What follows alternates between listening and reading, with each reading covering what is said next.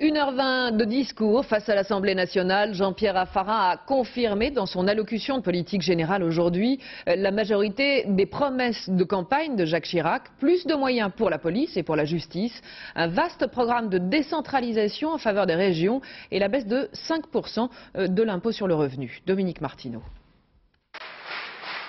Debout, la majorité présidentielle tout entière, UMP-UDF confondue, acclame le Premier ministre.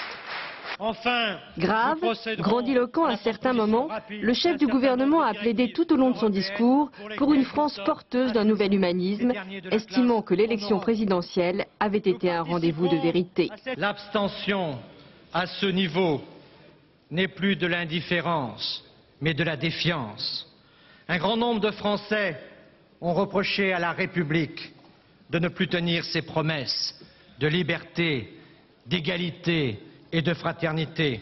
Voilà pour le constat. Il s'est donc engagé avant tout à restaurer l'autorité de l'État pour mieux assurer la sécurité des Français avec l'annonce d'une grande réforme. Ce projet donnera à nos forces de sécurité, auxquelles je tiens à rendre hommage, les moyens d'assumer pleinement leur mission et notamment 13 500 nouveaux emplois sur 5 ans pour la police et la gendarmerie pour mettre les moyens au service de notre objectif. Promesse également d'un effort budgétaire de grande ampleur pour réformer en profondeur la justice afin qu'elle soit plus proche des Français, plus rapide, plus efficace, tout en restant humaine. Il se traduira par un renforcement très significatif des moyens des juridictions en crédit, en équipement et en emploi. Plus de 10 000 emplois en 5 ans. Pendant 1h20, Jean-Pierre Raffarin a donc prôné une audace réformatrice.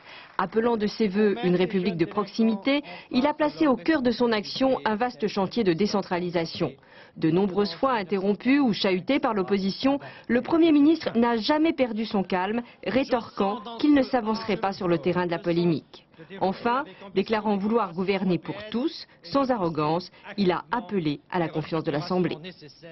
Et à l'instant, Jean-Pierre Raffarin a obtenu la confiance de l'Assemblée nationale par 374 voix contre 173.